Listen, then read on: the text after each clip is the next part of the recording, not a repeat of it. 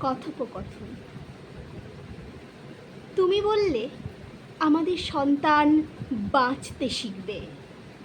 আমি বললাম আমাদের সন্তান বাঁচাতে শেখাবে।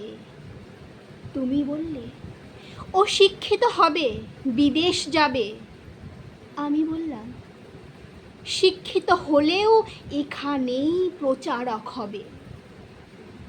তুমি বললে নিজের ধর্ম নিয়ে বেশি আলোচনা করবে। আমি বললাম শুধু নিজের ধর্ম নয়, অন্য ধর্মেরও সম্মান করবে।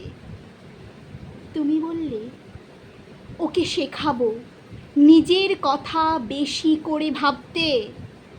আমি বললাম নিজের কথা ভাবুক, সঙ্গে সঙ্গে অপরকেও ভাবাতে শেখাবে।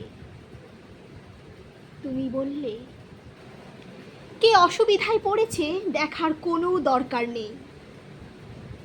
আমি বললাম নিজের অসুবিধা দেখুক, কিন্তু অন্যের অসুবিধার দিকেও লক্ষ্য রাখবে। তুমি বললে আমিত্ব অহংকার এটাই ওর কাম্য।